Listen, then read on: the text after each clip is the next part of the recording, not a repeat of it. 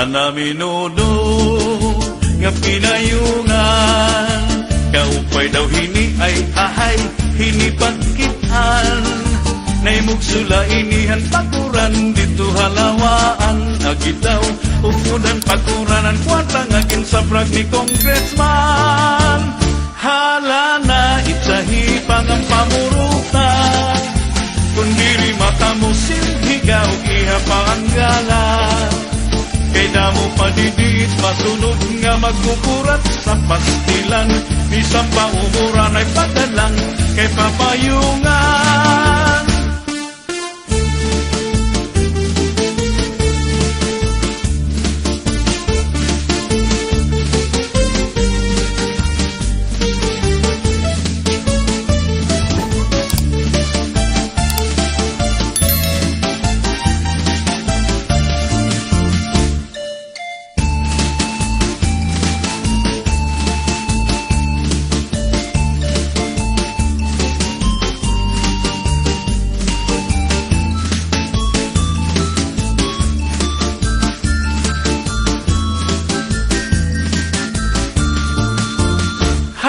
Na itsahi pangang pamuruta, kung diri mata mo silhigaw iha paanggala.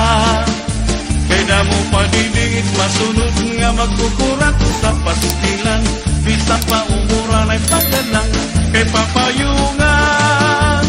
Permiha ngan sunod-sunura, kay bangin mahulo si kapitan ug himayura.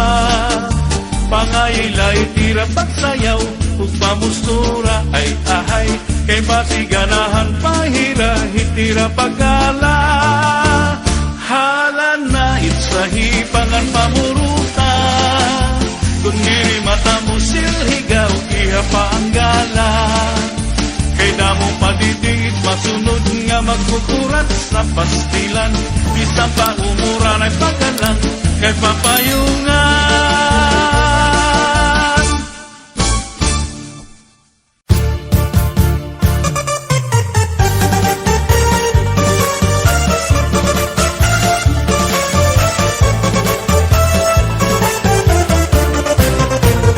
Anhi porlusanon, makiaangayon, kamaabi-abihon, ngan mabinuligon, waray ka iiliwon, kay pirmi malipayon, mahusay ang pamayhon, kamahiyong-hiyong.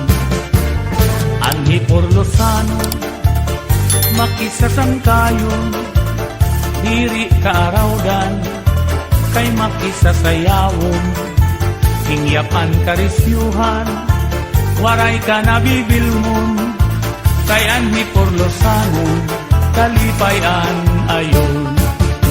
Hala sige sang kay sayaw na, ang impadis naghuhulat na, mahusay hiyabatan unta, tagahi porlos na daraga, paniguro ayaw pag-alang, kay diri kagod aatrasan, basta sayaw diri na undang, bisan maagahan. Dinhihay purlos, waray kabarakan, ngan diri aralman, kay bungto nga mahiyang, damuan maghusay, nga kababayinan, habong tuhan ni purlos, imo hikikitan. Anhi porlosanon, pirmi magtawa-tawa, kung imo kikitaon, bagan waray problema, pirmi malipayon, an pamahong-pahong, an mga pamayhon, kamahiyong-niyong. Hala sige sang kay sayaw na, aning padis nagbuhulat na, mahusay hiyabatan unta, tagahi pulos na daraga, paniguro ayaw pag-alang, kay diri kagod aatrasan, basta sayaw diri na undang, bisan maagahan. Hala sige sang kay sayaw na, aning padis naghuhulat na, mahusay hiyabatan unpa, tagahi pulos na daraga, paniguro ayaw pag-alang, kay diri kagod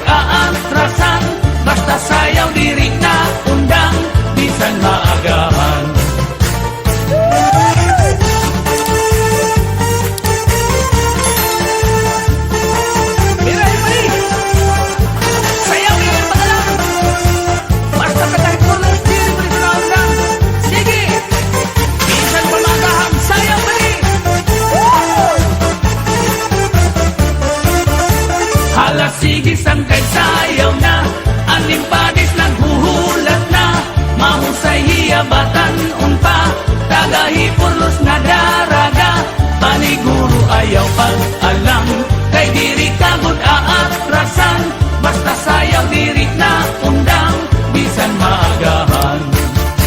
Alas sigis ang kay sayaw na, ang limpadis naghuhulat na, mahusay hiyabatan unpa, tagahipurlos na daraga, paniguro ayaw pag-alam, kay diri kagod aatrasan, basta sayaw diri na undang, bisan maagahan. Paniguro ayaw pag-alam, kay diri kagod aatrasan, basta sayaw diri na undang, bisan maagahan. Sige sayaw ayaw pag-alam, bisan maagahan.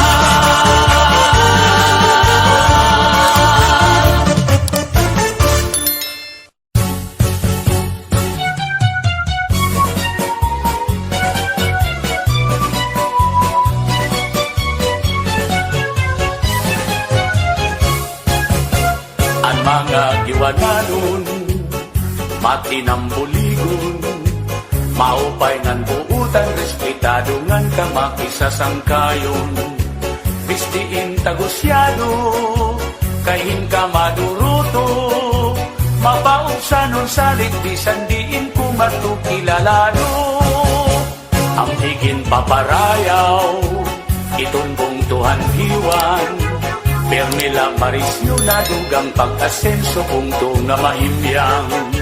Ingka makaruruya, kamahusay pagkitaan, labinaan matahungan, maupay nga airport kay ginabrihan. Aadian mga barangay, sulod ni poblasyon hanggiwan, gitikan sasnan kabitunan, tulay ngan pati itong sawang, Tubarog butak ng lakason, hospital bilik sa housing iton, haywag kampuyong sa lubungtod, bukaw alingaro.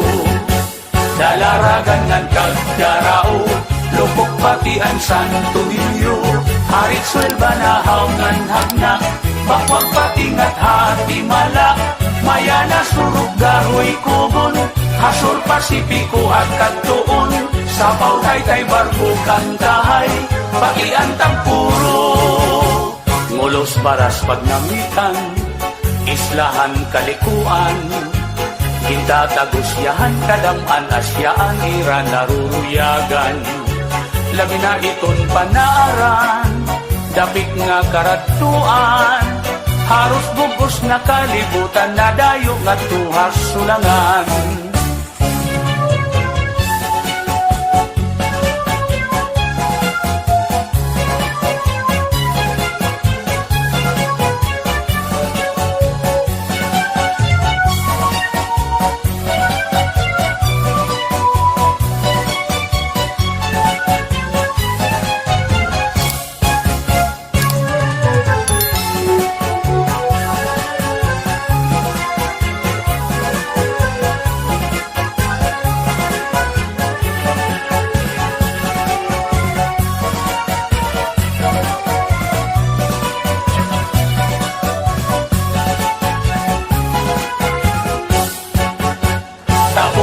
At hasuluan, nandiritso Haungon Island, tinian una nga dinuungan, ni Ferdinand Magellan.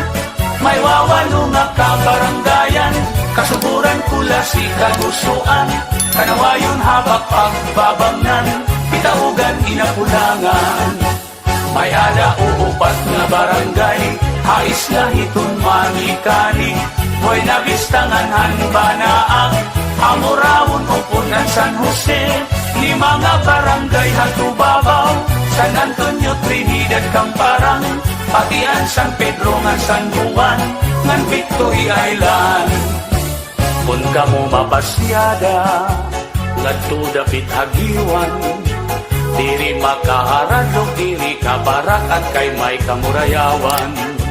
Maghusay ngan buutan, itong kababayinan, ang mga giwananon magupay ng imo katatapuran. Ang iwan progresibo, bungto nga respetado. Salit indadayo damo itnakadto kay bungto nga malimpyo. Sipot sugad kay isdaan, itamon kadagatan. Magrasa pastilan kung makatadi ka di ka magmamaan. Sugad hitong kinis ng baragan, nanging sinubang nga surahan. Magsahamulog ng sulisugi, nandag ko nga marap-paraan. May purigon na linubihan, nanging tinuon na palawan. Padisan hintinilaw pastilan, ayunhan kadamaan. Kamunta puno tilanggana, lapu-lapu hangit ng kugita. Balok puraw lusod maya-maya, mulmul kalapiun mamatas pa. Tarukitok dapat sirik turingan, noos masaglapas pinurutan. Damok pait at matitilawan, habong Tuhan diwan. Ini nga mga kabaranggayan, na akong gintinan laranan. Bibirala inihan kadaan, nasapukan diwan. Sa isinta ka barangay na tanan, angin sasakupan hanggiwan. Pati na ang iste nga norte, ng mga kaislahan.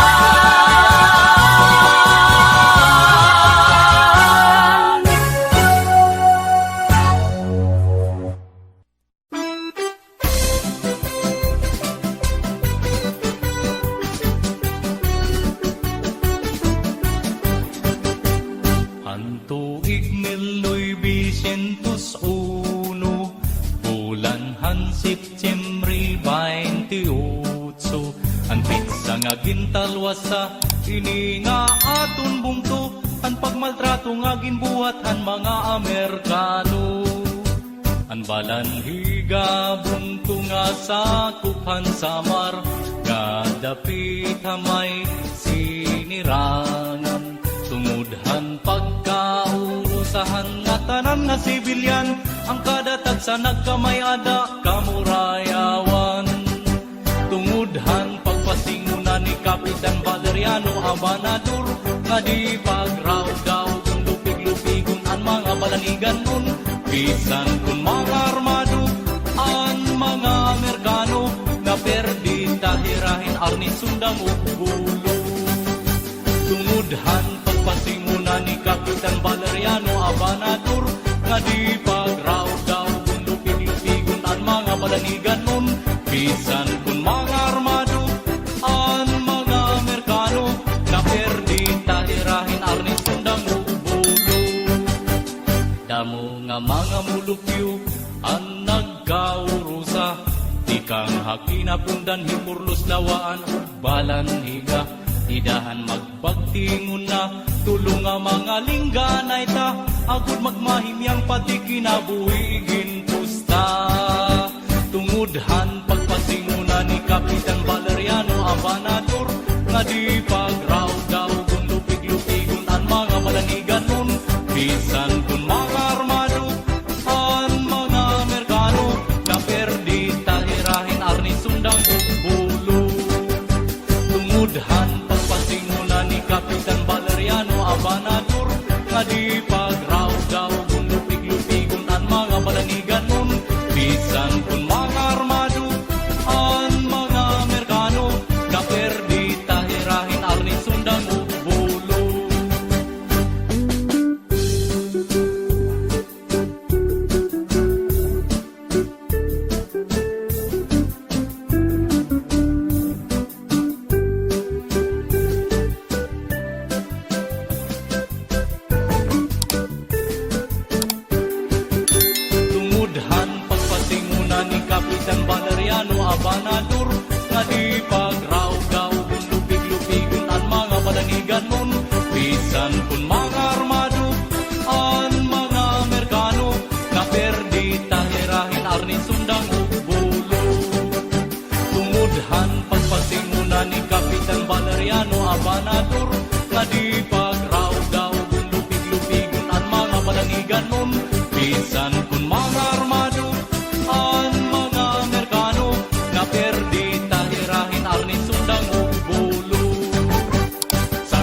idasig ta, iparayaw ta, ngaan atong kung tulugar nga diri lang kay basta-basta. Maanyag nga munisipyo, sing manok monumento, kahinumduman kan Kapitan Valeriano. Ngan diri lang kay haistorya, may makakatuan ka pa, pagmayuan hagdan nga busay, o matinaw nga salog.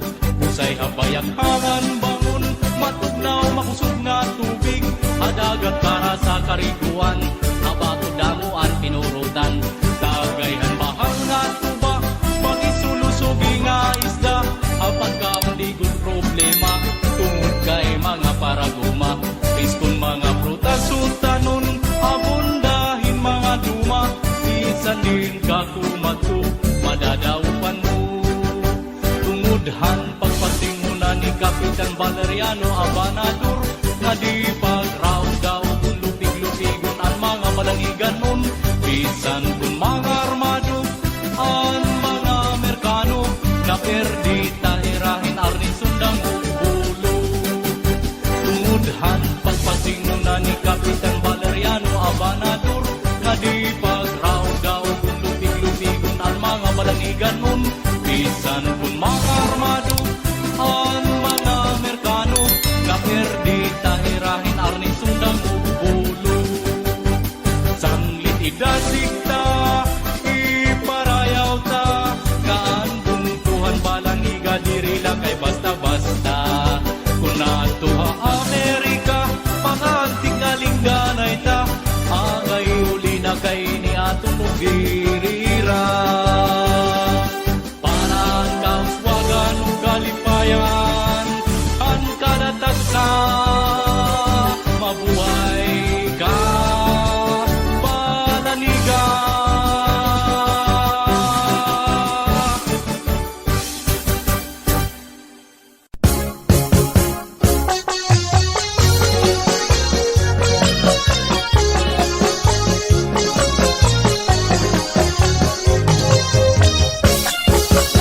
Pastilan ka mamingaw, inin akong pag-usaan, masulog kong permi, di kanlaning ako bayaan. Ang butong kay ano paglakad, diri ako maarang, waray kumansala, para imo hingalintan. Bisan waray ka na, yan na akong pinalangga, naglalaong permi, ikaw aakong mabalik pa. Magulat na puti kang yanak, nga dahitong gahasta, ang tinamuig ko, waray iba nga inigugma. Darling, balik ka akon, andam ko ikaw karawato, haakong kasing-kasing, diri pugod ikaw awato. Ang tinamuig ko, waray iba nga higugma, ang ikaw butla, sanglit na umiyang lupa ko, di basta-basta.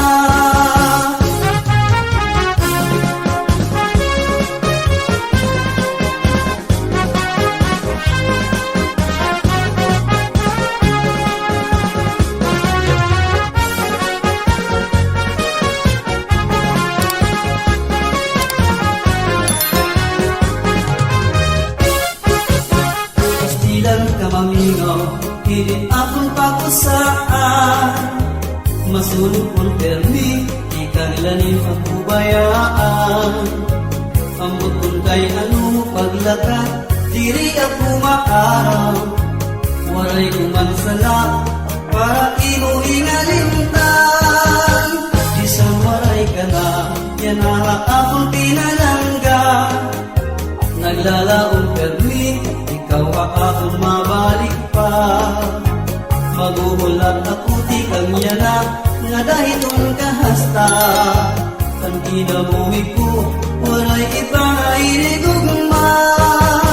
Darling, balik ka akon, andam ko ikaw karawato, haakong kasing-kasing, diri pugod ikaw awato. Ang kinamuhig ko, waray iba nga higugma, kung ikaw butla, sanglit na umiyang gugma ko, di basta-basta.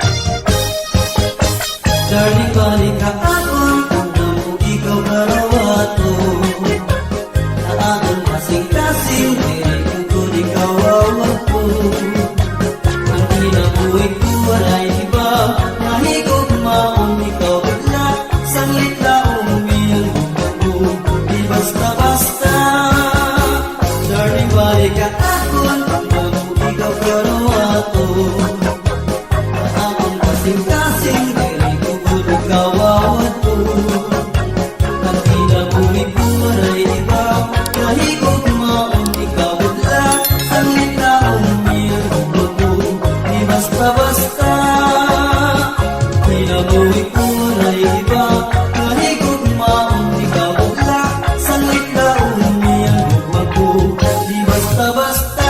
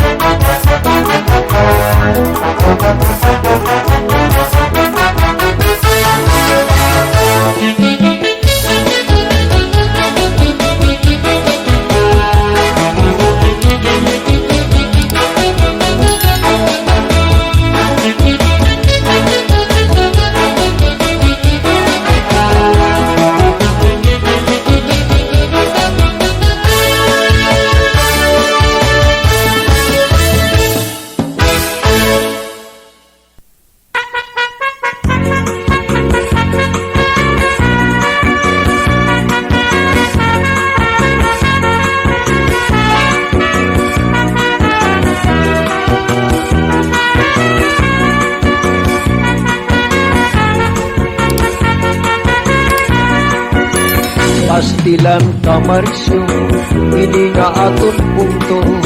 Tungod kay gindadayo, hindi sa hino nga kagabaryo. Sayaw nga aminudo, sikata sa Marlete.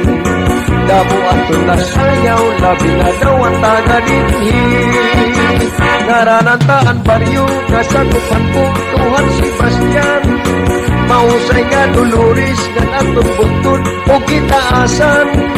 Ang baryuhan balugo, labita sinirangan. Maanyag ka ng piyak, labi na daw ang kanduyukan.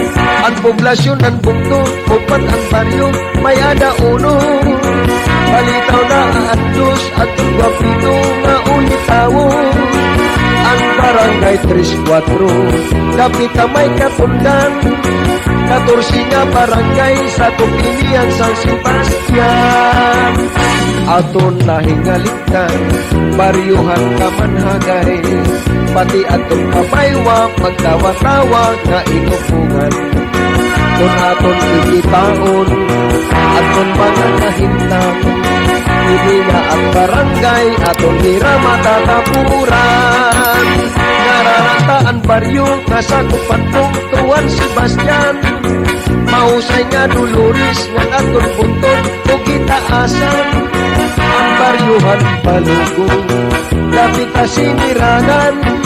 Maanyag ka kampiyak, labi na daw ang kanduyukan.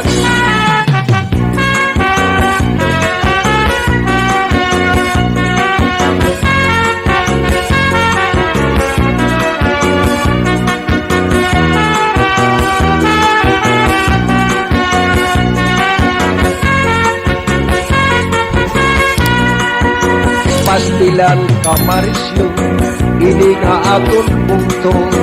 Tungod kay gindadayo, hindi sang hino nga taga-baryo. Sayaw nga aminudo, sikata sa Marlete. Damo aton nga sayaw, labi na daw ang taga-dinhi. Ngarananta ang baryo, kasagupan kong Tuhan Sebastian. Mausay nga Dolores, nga aton bunton, o kitaasan. Ang baryuhan palugo, lapita sinirangan. Maanyag ka kampiyak, labi na daw ang kanduyukan. Ang poblasyon ng bugto, upat ang baryo, may ada uno. Aadaliwat ang dos, ang ulitawo, mga gwapito. Ang barangay 3-4, lapita may katulad. 14 nga barangay sa Tupinian San Sebastian.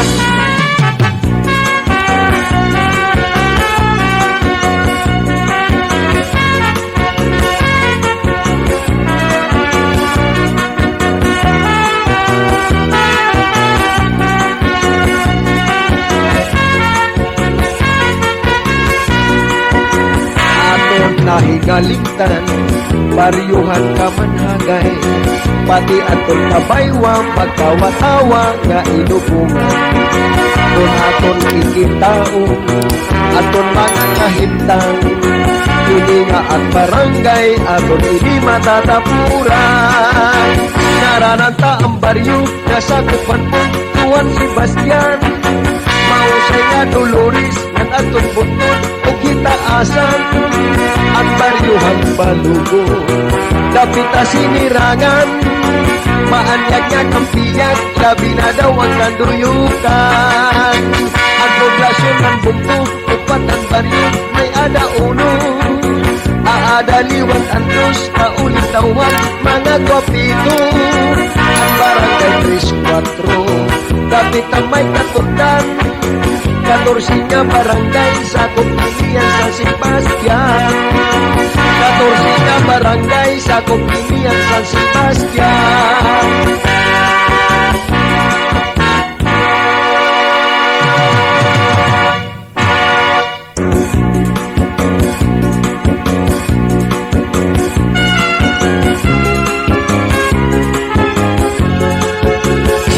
San Sebastian, pergi matawa-tawa, na maapi-apihon, ngan mapinulinggon, Iyapan karisyuhan, waray ka na bipil mo. Kayan San Sebastiano, kalibayan ngayon. Ang San Sebastiano, dumi magtawa-tawa, kuni mo kikitao, bagan waray problema. Dumi malipayon, ang pamahong-pahong, ang mga pamayhon, kamahiyong-hiyong. Sigisan kay sayaw na, ang panis ng kuhulan na, mahusay ang batang pa, taga-sibas yung nadaraga, paniguro ayaw mag-ala, piniri ka kudahan rasa, basta sayaw diri na undang, bisan maagahan. India Sebastian, diri ka baraan, kan diri ka arangan, kay bungtong mahimiyang, damuan maghusay, nga kababayin habong tuwan Sebastian, imo may inipit Ala sige sang kay sayaw na, ang impalis magkuhulat na, mahusay iya batar umpa, taga Sebastian nararaga, paliguro ayaw mag-ala, kay diri ka kudahan rasan, basta sayaw diri na undang, isang maagahan.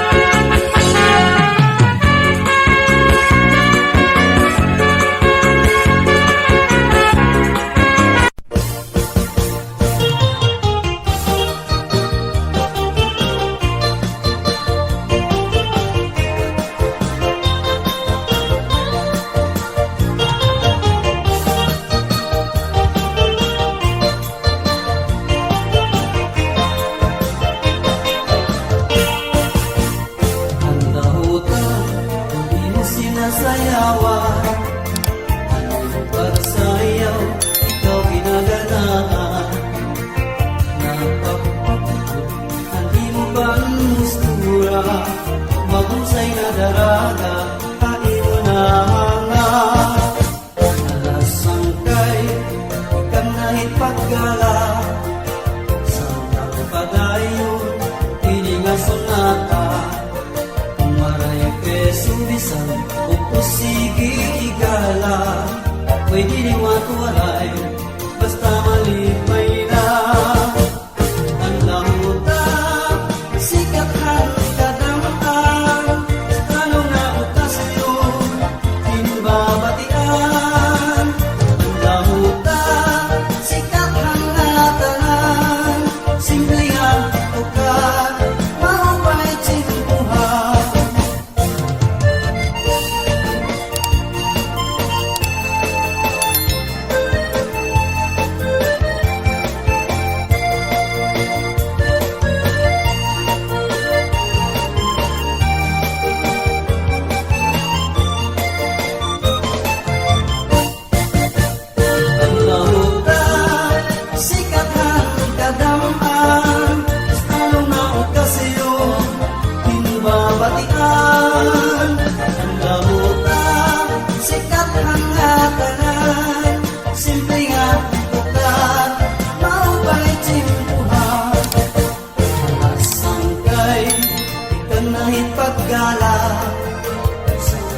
Padayon, hininga sonata, kumaray kesubisan, pukusigi igala, pwede watumaray, basta malipay lang.